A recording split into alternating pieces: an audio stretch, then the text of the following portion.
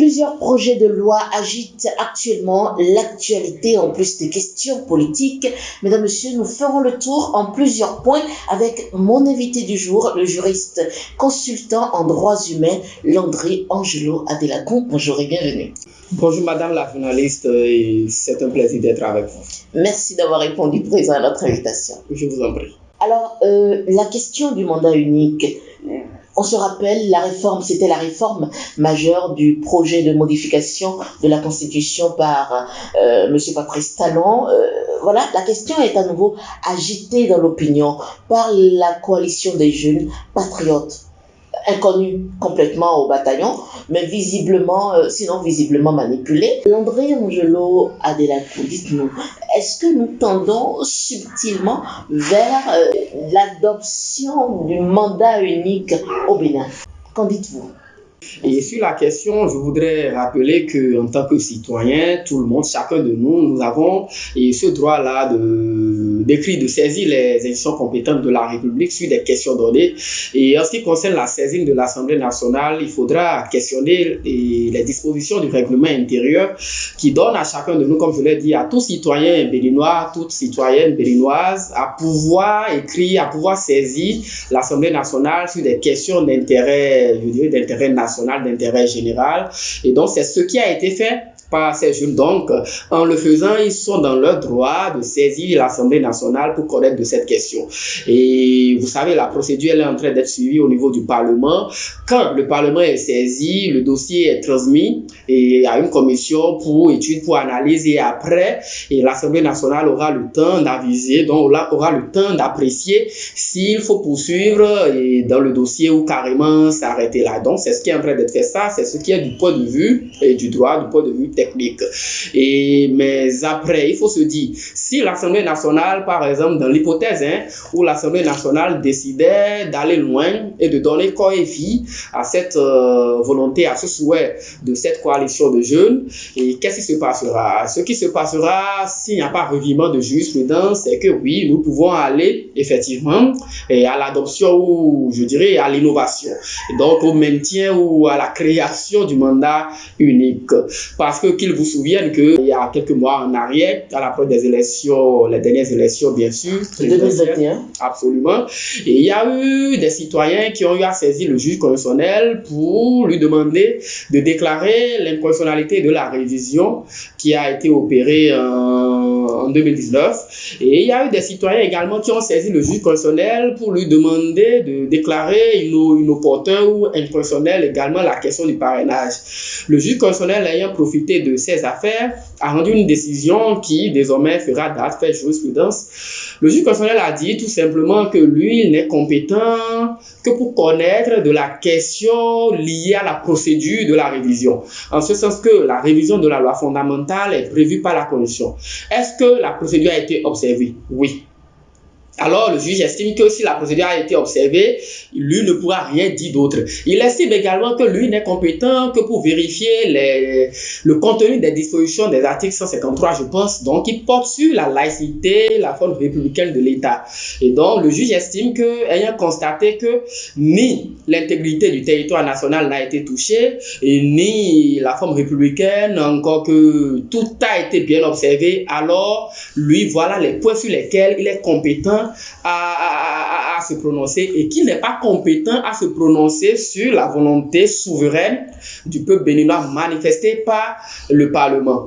Donc, conclusion, ce que nous allons tirer est que si l'Assemblée nationale disait oui, nous voulons aller un peu plus loin dans le dossier et donc aller à la révision, lorsque la révision sera faite, elle risque d'être constitutionnelle. S'il n'y a pas revirement de jurisprudence, si entre-temps le juge constitutionnel ne revenait pas pour dire désormais je peux connaître du fond de la révision.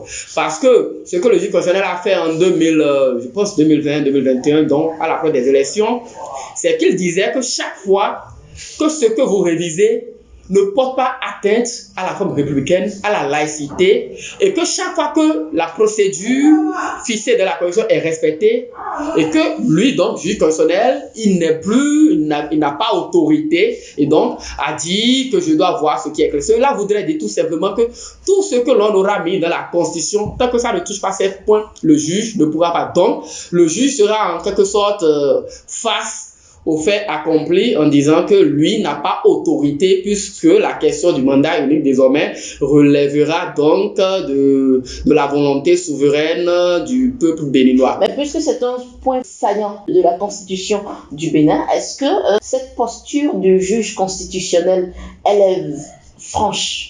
C'est une conséquence, c'est une conséquence de la décision à laquelle je fais référence.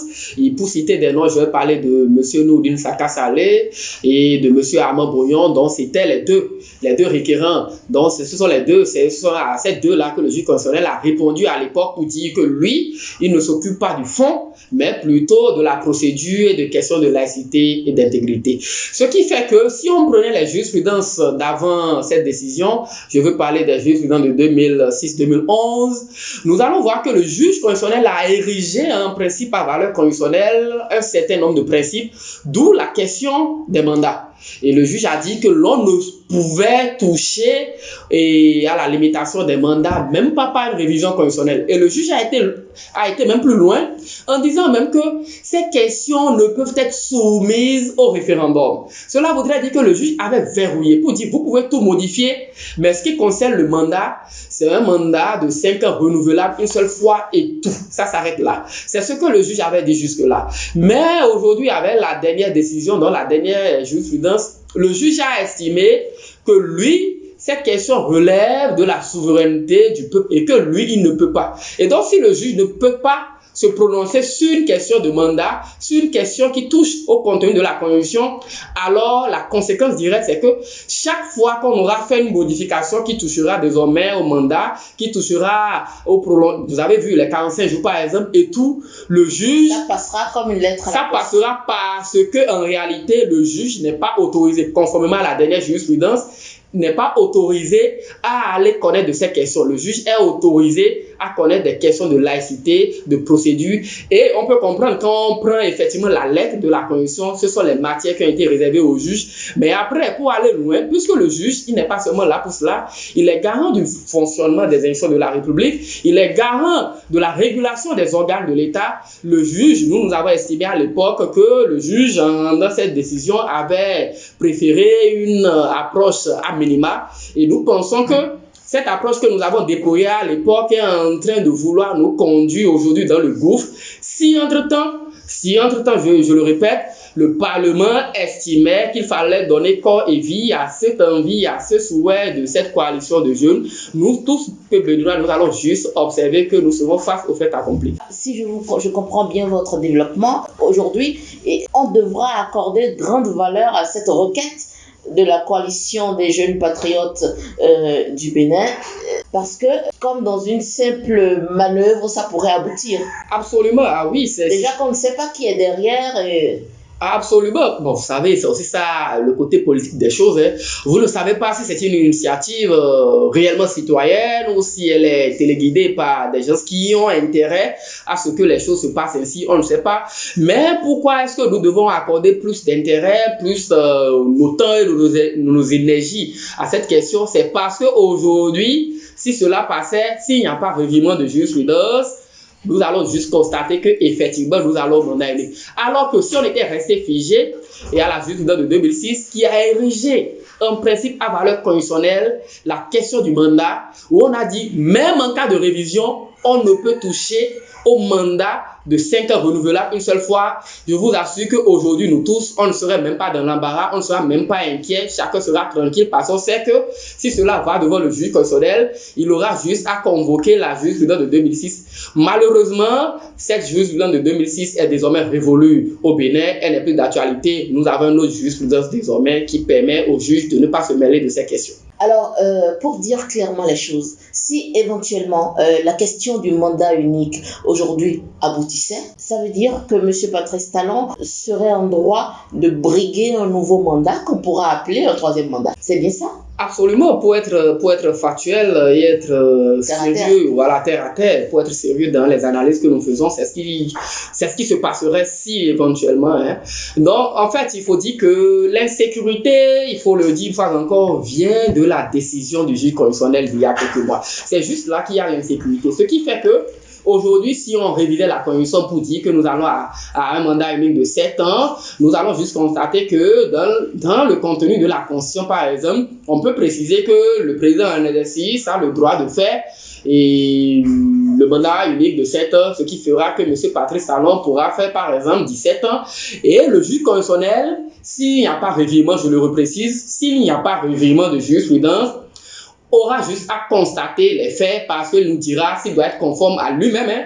Il nous dira que c'est la volonté souveraine du peuple manifestée par le peuple et par le Parlement, donc, et que lui, il ne pourra pas. Donc, l'insécurité, en fait, c'est par rapport à la position du juge constitutionnel. Si le juge constitutionnel s'était permis de rentrer dans le fond, de dire que oui, lui, il a compétence pour connaître du fond de la révision, le juge pourra donc taper du poing sur la table pour dire attention, c'est un mandat de 5 ans renouvelable une seule fois et que le président en exercice ne pourra pas bénéficier d'un nouveau mandat de 7 ans ou bien carrément que vous n'êtes pas habilité à envoyer un mandat de 5 ans renouvelable une fois et le transformer à un mandat de 7 ans parce que conformément à la jurisprudence de 2006, il y a ce que nous avons érigé en principe à valeur constitutionnelle, le consensus national, l'esprit de la confiance de 90 et le caractère en griffe intouchable du mandat présidentiel en République du Bénin. Mais je vous le dis une fois encore, dans notre ordonnance juridique, cela désormais n'existe plus. C'est ce qui fait que il peut arriver, si la révision passait, il peut arriver que M. Patrice Talon fasse effectivement 7 ans de plus, en plus de ce qu'il est en train d'être fait. Mais en réalité, techniquement, si on était purement dans le droit constitutionnel qu'on connaissait jusque-là, c'est impossible. C'est impossible que cela arrive, même si on faisait la révision. M. Patrice Talon est à son second et dernier mandat. Il doit pouvoir partir au terme de son mandat. Mais depuis lors, il faut être sérieux et objectif. Il faut comprendre que nous sommes en train d'évoluer, le droit est en train d'évoluer d'une certaine manière dans notre pays. Ce n'est certainement pas la bonne manière, mais il faut être réaliste et comprendre qu'aujourd'hui, voilà les faits que je suis en train de vous livrer. Est-ce que l'action citoyenne peut aujourd'hui poser un frein à ce qui est en train d'arriver? L'action citoyenne a toujours été une réponse aux exagérations, une réponse aux envies et des gouvernants partout ailleurs, surtout en Afrique, de vouloir faire des tripatouillages constitutionnels et autres.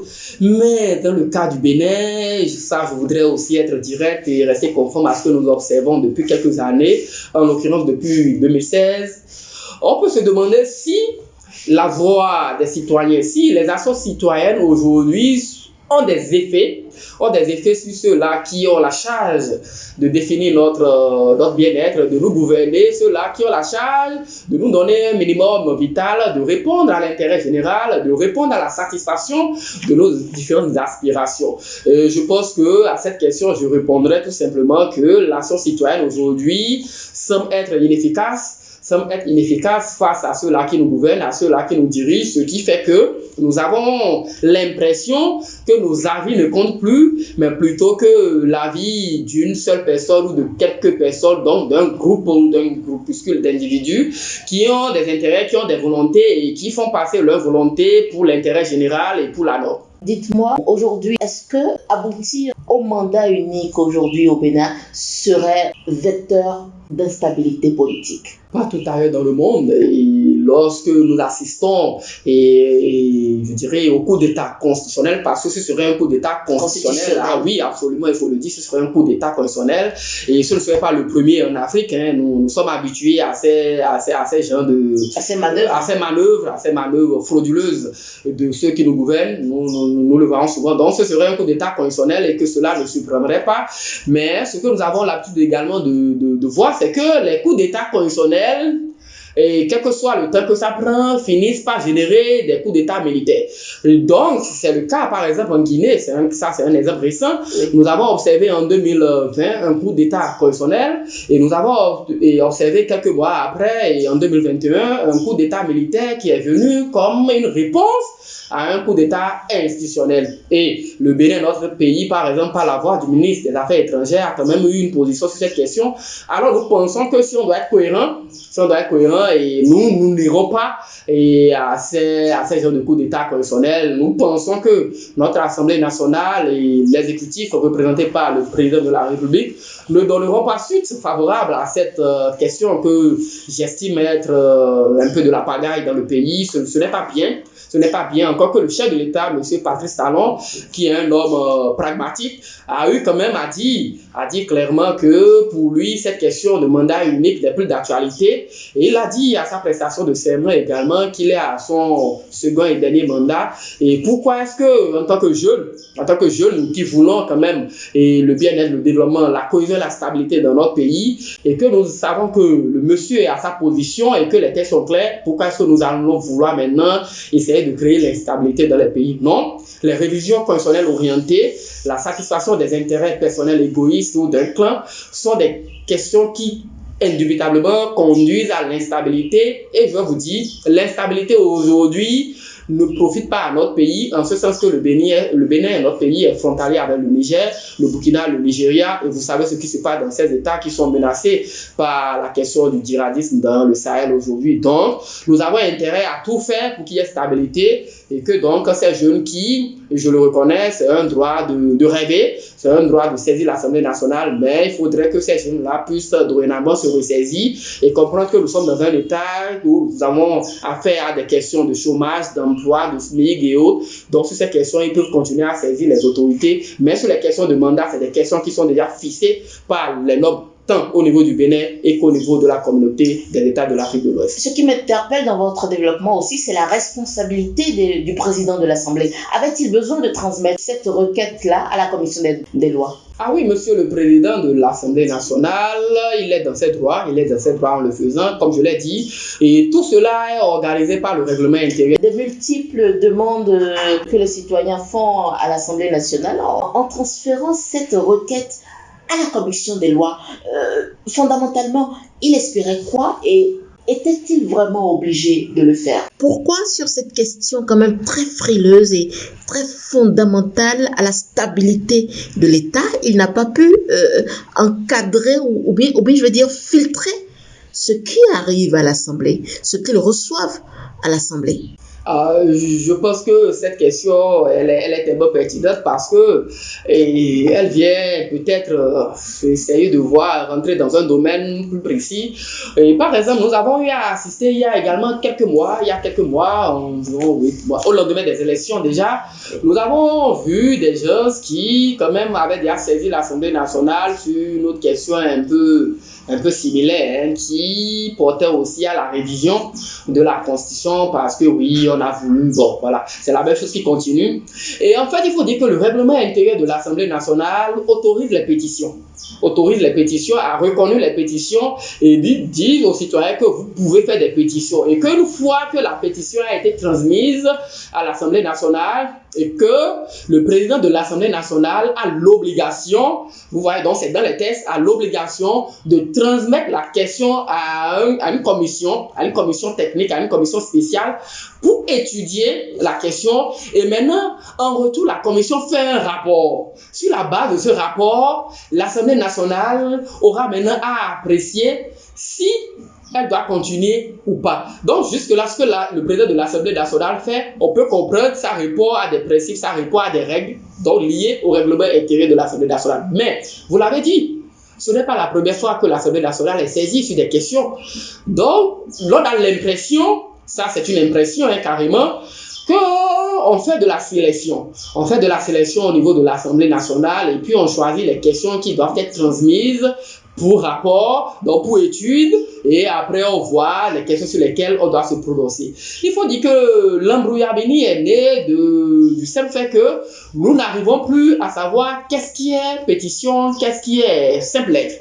simples lettres. Et donc, ça fait que même les lettres simples qui, quand même, font objet de quelques demandes à l'égard de l'Assemblée nationale, on applique les dispositions relatives à la pétition. Et ça se comprend parce que la pétition étant définie dans leur règlement comme étant une plainte simple adressée au président de l'Assemblée nationale et tout. Donc, ce qui fait que lorsque vous rédigez une note que vous adressez au président de la République et de l'Assemblée nationale pour demander un certain nombre de faits, et là, nous considérons que nous pouvons appliquer effectivement les dispositions et donc c'est ce qui est fait. La doléance que nous allons lancer, c'est que l'Assemblée nationale, dans sa dynamique de soumettre ces genres de questions à une commission technique, à une commission spéciale pour études, puisse quand même l'élargir également chaque fois qu'elle est saisie d'autres questions qui sont des questions plus préoccupantes, plus fondamentales pour la survie de notre État. Et donc, soumettre également ces questions-là au comité pour que l'égalité, la parfaite égalité puisse être établie sur ces volets. Donc, l'Assemblée nationale, je le dis une fois encore, est dans son rôle en le faisant Maintenant, il ne faut pas être naïf également. Il faut reconnaître que l'Assemblée nationale, comme elle est définie souvent, c'est le haut lieu de la politique. Oui. Si c'est le haut lieu de la politique, il faut comprendre qu'il peut y avoir des raisons politiques, des intérêts politiques, des choix politiques derrière et les options, derrière les choix que font ceux-là qui sont au Parlement. Donc là, il faut être réaliste, il faut être factuel et comprendre qu'il peut y avoir des intérêts. C'est pour cela il est important que chaque fois que les autorités, en l'occurrence le Parlement, est saisi, il est important que nous ne minimisions pas la démarche des citoyens qui quand même ont eu le courage, le culot et je dirais la volonté de soumettre ces questions-là au Parlement. Ou qui ont accepté être assujettis à cette... Bon, ça aussi, c'est un droit. Si, en tant que citoyen, vous estimez que vous devez être au service d'un camp ou d'un autre, au service d'un citoyen ou des forces étrangères et autres, ça aussi, au mépris de la stabilité de votre État. Au mépris de la stabilité de notre État, d'où, je vais le dire, d'où l'éducation aux droits humains et à la citoyenneté, parce que quand on est bon citoyen, on doit pouvoir comprendre que vous ne pouvez pas accepter, agir et au profit des forces extérieures tout en mettant à mal l'ordre public dans votre État, tout en mettant à mal la paix, la quiétude, la stabilité, encore que le vent qui souffle dans notre pays aujourd'hui est un vent qui prône plus la réconciliation, le dialogue et tout. J'estime qu'en tant que jeunes, leur démarche doit être dans un élan de pacification du pays au lendemain de ce que nous avons subi en 2020, les attaques par-ci par-là qui n'ont pas nécessairement encouragé à la cohésion nationale entre les fils et filles de ce pays. Et donc, cette démarche venant des jeunes, je reconnais que c'est un droit, mais c'est une démarche qui, personnellement, m'attriste beaucoup, parce que j'estime que, en tant que jeune, je voudrais les voir sur des questions qui ont trait à la loi sur l'embauche, des questions qui ont trait à la difficulté de logement de certains, des questions qui ont trait, par exemple, à l'emploi, les questions de route, l'électrification de nos milieux. En un mot, c'est une démarche de pagaille, on dira. Oh, on peut le dire. Alors, je pense que vous me facilitez ma transition sur la rencontre Boni-Yayi et Patrice Talon. Déjà, qu'en dites-vous? Et aussi, est-ce que les doléances ou les demandes de l'ancien président Boni-Yayi auront une conséquence juridique? Ah oui, déjà, je voudrais d'entrée commencer par féliciter les deux acteurs qui sont des figures emblématiques de l'histoire politique et constitutionnelle de notre pays depuis 90, il faut le reconnaître. Et donc, leur féliciter pour la démarche, pour l'esprit qui les a habités et dire que nous pouvons considérer que c'est un début de décrispation de l'atmosphère, de l'ambiance qui a toujours rayé depuis 2016, une malheureuse ambiance qui a fait que nous avons dû perdre des compatriotes à nous dans des situations que nous n'aimerions pas revoir dans notre histoire, dans le futur, tant dans le présent que dans le futur. Donc nous avons été confrontés à cette triste situation, à cette image que nous avons projetée sur la scène internationale, ce n'est pas bien. Et donc si les deux acteurs aujourd'hui, après ces années, ont quand même compris qu'il fallait quand même se voir et discuter, je pense que déjà de façon psychologique, c'est déjà un élan de guérison pour nos compatriotes qui le voulaient et pour nous autres qui depuis quelques mois, quand même, incitons, encourageons, appelons à ce qu'il y ait dialogue, qu'il y ait entente, qu'il y ait discussion entre les deux camps qui sont restés campés sur leur position. Maintenant, connaissant les acteurs politiques, nous voudrons espérer que ce n'est pas une mise en scène. Nous voudrions bien espérer que toutes les doléances qui ont été lues par l'ancien chef de l'État, M. Boni-Yayi, verront, je dirais, le début de mise en œuvre d'ici les quelques heures qui vont suivre cette émission, et que nos compatriotes, effectivement, qui sont derrière les barreaux, qui sont à l'extérieur du pays, chacun pourra recouvrer sa liberté, rejoindre sa famille, rejoindre ses enfants, son épouse, son époux et tout, et ses amis, et que plus ceux-là qui ont été ramassés dans la faveur des violences électorales également, et tous, et recouvreront la liberté. C'est le plus important. D'abord, c'est la première démarche après cette rencontre. Et le poids juridique, il faut dire que, je l'ai toujours dit, que la politique tient le droit. La politique tient le droit, et vous l'aurez constaté depuis 2016 surtout, que la volonté politique semble suffire à tout. Et donc la volonté politique, c'est le premier niveau, même sur lequel, ou je dirais, voilà, le premier niveau sur lequel il faut compter, parce que quand les acteurs politiques, quand ceux qui ont le pouvoir de décident d'aller vers un point, soyez-en rassurés, nous irons vers ce point. Et si le chef de l'État, Patrice Talon, a pu rencontrer son prédécesseur, son aîné, alors je pense que la solution qui reste maintenant, le chef de l'État le sait, je le redis depuis des mois, et c'est l'amnistie. Il suffira juste de prendre une loi d'amnistie et tout le monde recouvrera sa liberté, et nous aurions réussi d'abord à pacifier le pays dans un premier temps, mais après il y a le volet social. Terroristes et non terroristes?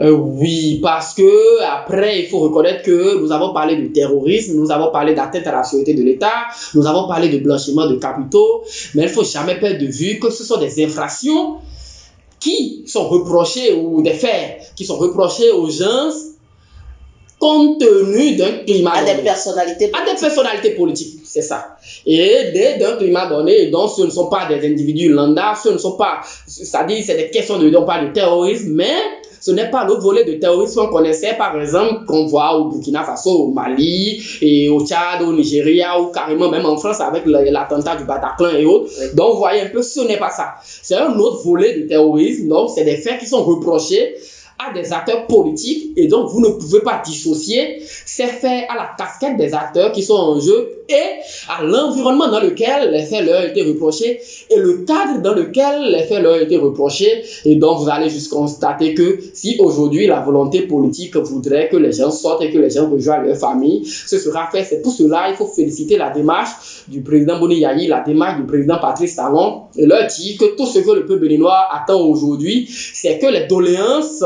qui ont été lues par le chef de l'État, l'ancien chef de l'État Boni-Yayi, puissent quand même être mises en œuvre pour la quiétude, pour la stabilité, parce que le peuple béninois a tellement subi de la guerre entre ces deux hommes. En réalité, les gens vont vous dire qu'il ne faut pas limiter la crise au Bénin à ces deux hommes, mais il ne faut pas perdre de vue que les vrais leaders dans cette crise sont ils ont été les véritables artisans de la crise politique. Ah oui, c'est eux, parce qu'après, il y a eu chacun son camp, mais les véritables artisans, comme vous l'avez dit, ce sont ces deux messieurs, ce sont ces deux leaders, ces deux grands hommes de l'histoire politique de notre pays. Donc, c'est déjà un bon pas. Et nous voudrons croire, comme on le fait déjà depuis quelques temps, en la bonne foi du président Patrice Talon, pour qu'il puisse donner suite à ces doléances, parce qu'aujourd'hui, je le redis une fois encore, il faut reconnaître que l'autorité, c'est l'autorité. C'est lui qui a le pouvoir. Lorsque nous avons voulu foncer droit pour aller aux élections en 2019, nous y sommes allés. En 2020, nous y sommes allés. Aujourd'hui, il est là, il a le pouvoir. Et si il le veut, si le président Patrice Talon le veut aujourd'hui, et d'ailleurs, le président Boni-Yayi également l'a dit. Oui. Il l'a dit, en le disant, c'est qu'il reconnaît, parce qu'il est un homme d'État, il a eu à diriger ce pays pendant 10 ans. Et si quelqu'un qui a eu à diriger le pays pendant 10 ans vous dit que lui, il fait des propositions et qu'il appartient... c'est l'autre qui décide. Voilà, et que c'est l'autre qui décide, il sait ce que c'est que le pouvoir, il sait combien de fois le pouvoir est puissant et peut décider de tout. Il ne s'agit pas de théoriser et commencer par jouer aux juristes ou aux puristes du droit sur des questions données. Si le chef de l'État le veut aujourd'hui, on prend une loi d'amnistie et quand on a fini de prendre une loi, ça devient une loi et donc les juristes vont en parler, c'est une loi et nous allons appliquer. Et les gens, les honnêtes citoyens qui sont derrière les barreaux n'ont pas leur place là-bas. Leur place, c'est de contribuer au développement du pays, c'est de contribuer à l'harmonie, à la cohésion nationale et donc en référence au discours du chef de l'État à son investiture, nous pensons que c'est maintenant le lieu, c'est le moment de mettre en exergue tout ce qu'il a eu à dire. On a vu le Bénin très réformateur et il s'exporte aussi au-delà de ses frontières. Donc, le Bénin qui propose des réformes pour la CEDEAO et également pour l'ONU. Dites-moi en tant que juriste, qu'en pensez-vous? Je pense que franchement, quand on parle de réforme, ça doit être une bonne chose parce qu'on suppose que nous sommes allés d'un diagnostic qui nous a fait toucher du doigt un certain nombre de points qui ne sont plus trop adaptés à l'évolution du monde. Donc, il va falloir refaire ce qui est normal, a priori. Mais après, il faut voir, est-ce qu'aujourd'hui, la CEDEAO, est-ce que c'est une question de réforme en réalité? Et ma position n'est pas nécessairement pour les réformes, quoique je ne suis pas contre les réformes. Il faut réformer parce que les réformes, je le dis a priori, c'est pour aller de l'avant. Mais au niveau de la CEDEAO, ce qu'il y a lieu de faire, c'est le respect des textes. C'est le respect des textes. C'est ça. Et quand vous parlez de respect de tests, moi je me pose la question, est-ce que le Bénin est un bon élève pour proposer ces réformes-là? Il faut reconnaître que le Bénin, depuis quelque temps, si on prend l'intervalle 2016, le Bénin n'est pas totalement un bon élève, quoique n'est pas le plus mauvais de l'espace communautaire, donc de l'espace CEDEAO, mais n'est pas totalement un bon élève. Mais quand on prend certains, on peut dire que le Bénin, oui, le Bénin fait mieux que plusieurs États. Mais vous savez, ça c'est être minimaliste que de croire que parce que le Bénin fait mieux que la Guinée, d'Alpha Condé, que le Bénin est un élève. Vous voyez un peu. Donc ça c'est être minimaliste. Donc il faut être sérieux et reconnaître que le Bénin aussi ne respecte pas tout. Et nous allons prendre des exemples tout à l'heure. Le problème en fait, je l'ai dit, c'est le respect des tests. Lorsque vous avez des tests au niveau de la communauté, de la CEDEAO, nous avons la charte sur la bonne gouvernance, la démocratie et les élections. Donc, lorsque ces textes vous disent que vous ne pouvez pas procéder à des révisions orientées à des coups d'État constitutionnels et que vous venez maintenant dans votre État, vous permettez de réviser les tests et que la CEDEAO même se trouve impuissante à taper du poing sur la table pour dire, messieurs les chefs d'État de la Côte d'Ivoire, de la Guinée, vous ne pouvez pas faire ce que vous faites là parce que cela va contre les textes de la communauté, donc de la CEDEAO, et qu'on n'a pas pu le faire, et qu'après on vient vous parler de réforme. Ça devient un peu compliqué, et que vous prenez par exemple l'exemple du Bénin, et puis même peut-être la Côte d'Ivoire, des États qui pensent que parce qu'ils sont des États souverains, ils n'ont pas à se soumettre je dirais, aux tests, aux normes supranationales. On a vu avec un ancien ministre de la Communication, pour ne pas appeler son nom, M. Alain Omoula, qui est aujourd'hui le préfet du littoral, dit que le Bénin est un État souverain. Et parce que le Bénin est un État souverain, on pense que le Bénin ne doit pas respecter les décisions de la Cour africaine des droits de l'homme. On pense que le Bénin n'a pas à respecter les textes au niveau de la CEDEAO. Et quand vous êtes souverain, quand vous le dites ainsi, oubliez que la souveraineté vous permet d'aller vous asseoir à la même table que les autres États et concéder une partie de votre souveraineté pour rentrer dans une communauté de principes et de valeurs et donc de la CEDEAO. Et à partir de ce moment, vous laissez une partie de votre souveraineté donc au profit de tout le monde. Donc quand vous êtes dans cette communauté, vous devez pouvoir respecter. Mais vous dites que vous êtes souverain. Si vous êtes souverain et que tous les États restent dans la même logique que vous, pour dire le Togo est souverain, la Côte d'Ivoire est souveraine, la Guinée est souveraine, cela voudrait dire tout simplement que même si vous faites les réformes, personne ne respectera les textes de la CEDEAO. Donc aujourd'hui, les réformes, c'est d'appeler chaque État à comprendre que quand on est au niveau de la CEDEAO, au niveau de l'UEMOA, au niveau de l'Union africaine, vous êtes obligés de respecter ce que disent les textes de ces différentes communautés. Sinon, autant ne pas y entrer. Autant ne pas y entrer. Donc, il n'y a pas de réforme possible aujourd'hui si ce n'est que le respect des textes. Le seul respect des textes de la CEDEAO, je vous assure, madame la journaliste, empêche les coups d'État constitutionnels. Le seul respect des décisions de la Cour et de la CEDEAO empêche les exclusions en matière électorale. Le seul respect des dispositions de la Cour et de justice de la CEDEAO, de la Cour africaine, de la communauté de la CEDEAO, de l'UEMOA, de l'Union africaine, empêche les questions d'exilés politiques. Mais c'est parce que nous avons aujourd'hui des chefs d'État hyper puissants au détriment des institutions que nous sommes obligés d'observer ce que nous observons. Si la CEDEAO était une institution puissante qui avait son mot à dire, je vous assure qu'en Côte d'Ivoire, on n'aurait pas eu la révision de la Constitution qui a permis à M. Alassane Ouattara d'être là où il est aujourd'hui, faisant le premier mandat de la nouvelle République. On n'aurait pas assisté au coup d'État constitutionnel sous le président Alpha Condé, et donc on n'aurait pas eu la réponse qui est le coup d'État militaire. Donc, c'est pour vous dire que la seule réforme qu'il faille maintenant, c'est d'appeler les présidents à comprendre que quand les États font partie d'une communauté de normes et de principes, cette communauté-là s'impose à vous et vous êtes obligés de respecter. Il ne s'agit pas d'aller légiférer au niveau supranational et retourner dans votre pays et venir nous dire parce que oui, les uns sont aux frais de la République et que vous êtes un État souverain, alors vous ne respectez pas. Si personne ne respecte, alors les réformes ne serviront à rien. Et le Bénin, aujourd'hui, est un État qui se dit souverainiste, la souveraineté, et par conséquent, je me demande si le Bénin, en réalité, est mieux placé pour proposer une réforme au niveau de la CEDEAO. C'est pareil aussi au niveau de la Cour africaine. Le Bénin a eu à proposer des réformes au niveau de la Cour africaine, alors que vous ne respectez même pas les décisions de la Cour. Il faut avoir d'abord respecté pour dire j'ai fini de respecter, mais je ne suis plus d'accord. On est dedans, on ne respecte pas et on propose des réformes. Vous voyez ce que ça fait. Ça semble être de la moquerie. Ou pour ironiser, étendre les mauvais coups à tout le monde.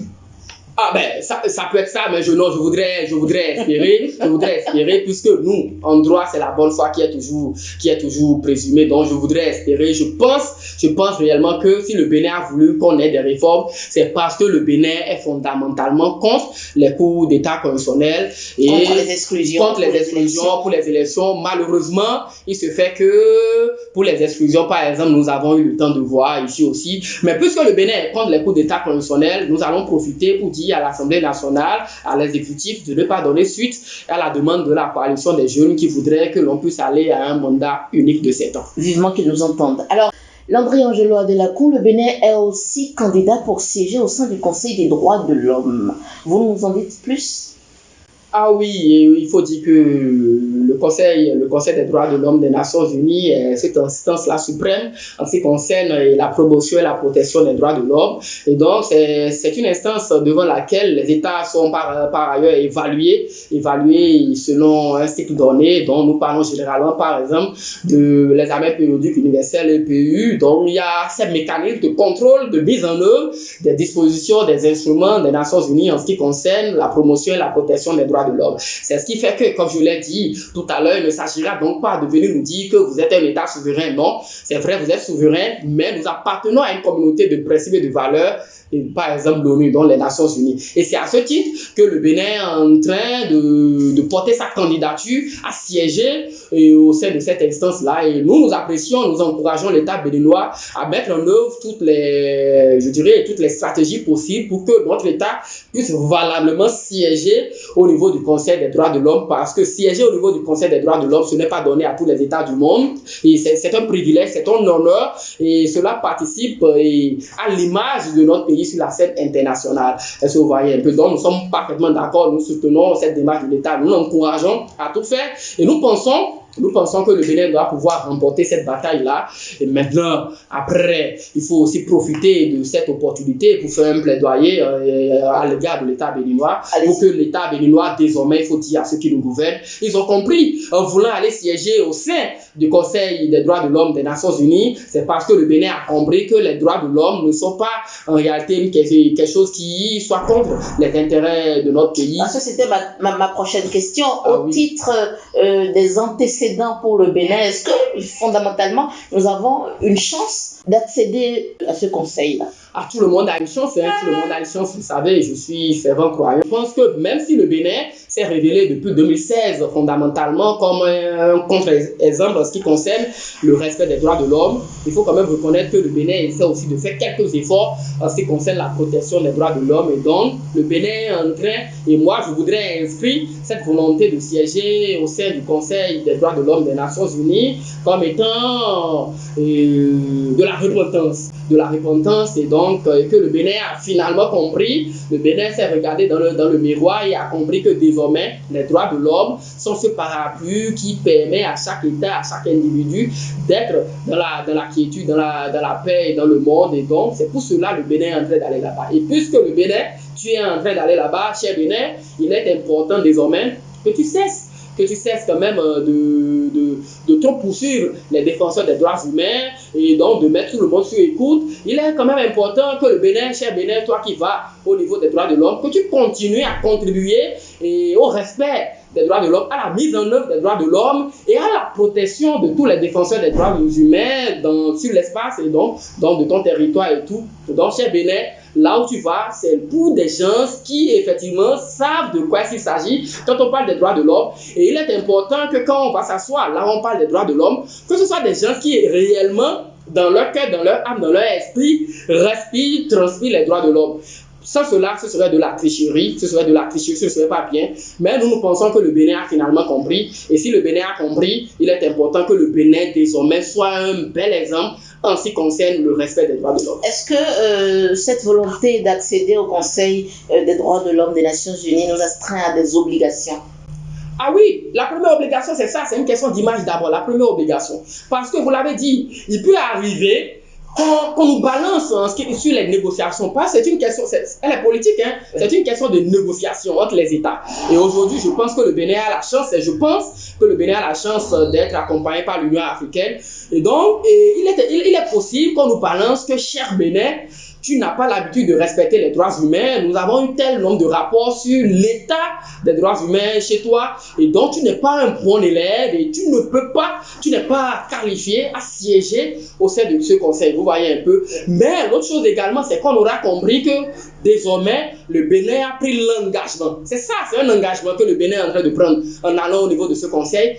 A pris l'engagement d'être un ambassadeur de la promotion et de la protection des droits de l'homme. Le Bénin a pris l'engagement d'être un des plus meilleurs élèves des droits de l'homme sur le continent africain et dans le monde. Et donc, les obligations aujourd'hui pour l'État béninois, c'est de respecter les droits de l'homme, c'est de mettre en œuvre les droits de l'homme. Les obligations, c'est d'être un exemple tout simplement. Les obligations, c'est de ne plus être un obstacle, un danger pour ceux-là qui pensent que les droits de l'homme doivent être respectés partout sur le globe. Est-ce que pour un esprit retors, on ne pourrait pas penser que aller se réfugier dans le Conseil des droits de l'homme des Nations Unies n'est pas pour nous l'opportunité de continuer à violer constamment les questions de droits de l'homme chez nous? Ah oui, ce n'est pas faux, hein, ce n'est pas faux. On pourrait penser ainsi pour dire si le Bénin est en train de militer à aller au niveau du Conseil des droits de l'homme, c'est pour aller en quelque sorte contaminer tous les autres qui sont là-bas et donc partager son approche développementaliste des droits de l'homme basée purement sur des questions d'intérêt, des questions d'argent, des questions économiques, vous voyez, parce que le Bénin, ce qui nous intéresse fondamentalement... Et se révéler intouchable, de plus en plus intouchable. Oui, on pourrait le penser, ce n'est pas faux, mais en réalité, je peux vous assurer que ce n'est pas possible. Ce n'est pas possible. Le Bénin est en train plutôt de se mettre dans un dispositif qui va finir par le contraindre à respecter les droits de l'homme parce que le dispositif au niveau international est assez complexe. Ça fait que c'est vrai, le Bénin se trouve aujourd'hui comme étant État réformateur qui a d'ailleurs proposé la réforme de l'ONU, vous le savez, oui. C'est vrai, mais le Bénin ne peut pas à lui tout seul influencer tout ce qui est en train d'être fait depuis des années. Et même si on doit reconnaître par exemple l'emprise des États-Unis sur la scène internationale, les États-Unis n'arrivent pas pour autant à influencer les droits de l'homme. Ce qui fait que vous allez voir que sous l'administration Trump, les États-Unis étaient obligés de sortir d'un certain nombre d'institutions internationales, par exemple, et l'OMS, vous avez vu, quand les États-Unis ne sont pas d'accord, quand les États-Unis trouvent qu'ils sont menacés, ils sortent et puis mettent un veto. Donc, vous voyez un peu, c'est pour vous dire qu'on peut considérer que le Bénin veut aller se réfugier là-bas, mais non, le Bénin ne veut pas aller se réfugier là-bas, le Bénin veut aller davantage s'imprégner de ce que c'est que les droits de l'homme, parce qu'il faut le dire, nos gouvernants actuels semblent méconnaître ce que c'est que les droits de l'homme. C'est des gens gens qui ne savent pas en réalité ce que c'est que les droits de l'homme, ils ne le connaissent pas, ou carrément ils le connaissent, ils ne veulent pas accepter. Donc, en allant là-bas, c'est de bonne volonté. Le Bénin, notre État, a pris l'engagement, et ça, je ne suis pas le porte-parole du gouvernement, mais je pense de bonne foi que le Bénin a pris l'engagement d'être un fidèle élève, a pris l'engagement d'aller partager sa vision, a pris l'engagement d'aller apprendre parce que, il faut le reconnaître, c'est le manque de connaissances, c'est le manque de lumière qui fait que ceux-là qui nous gouvernent se permettent de prendre les droits de l'homme comme étant des ennemis de la République, comme étant des gens qui sont du côté de l'opposition, comme étant des gens qui ne veulent pas le développement du pays. Et donc, en allant là-bas, nous pensons que cela va devoir influencer certainement les politiques publiques. Landry Angelo Adelacou, nous sommes au terme de cette émission. Vous êtes juriste, consultant en droits humains. Avant de partir, votre mot de fin. Merci. Je voudrais déjà commencer par vous remercier, Madame la journaliste, et remercier toute l'équipe de Bénin Reporter Monde pour le travail noble que vous faites pour notre pays. Et donc, soyez-en félicités. Je voudrais, pour finir, saluer tous ceux-là qui nous gouvernent, tous ceux-là qui élaborent et mettent en œuvre les politiques publiques. Je voudrais les encourager à davantage intégrer dans les politiques publiques l'approche droits humains et à mettre au cœur des politiques publiques l'humain, à placer donc au cœur des politiques humains et inviter les acteurs politiques de tous les camps, de tous les bords, l'opposition et la mouvance, à davantage faire des concessions pour que nous puissions réellement aller à la véritable décrispation qui passe, comme je l'ai dit, à la libération de ceux-là qui sont derrière les barreaux et aussi au retour de tous nos compatriotes qui sont aujourd'hui de l'autre côté, je dirais, de l'hexagone, qui sont exilés ou carrément se disent exilés. Il est important qu'aujourd'hui, nous puissions nous unir la main dans la main et aller réellement au développement tant souhaité par le chef de l'État, M. Patrice Talon. Mesdames, Messieurs, voilà qui met un terme à cette émission. Nous avons quand même abordé plusieurs sujets allant de la question du mandat unique à la rencontre Boni-Yaï, à la volonté du Bénin de voir réformer la CEDEAO, l'ONU, à la candidature du Bénin pour le Conseil des droits de l'homme des Nations Unies et autres, et autres, et autres. Mesdames, Messieurs, merci de nous avoir suivis.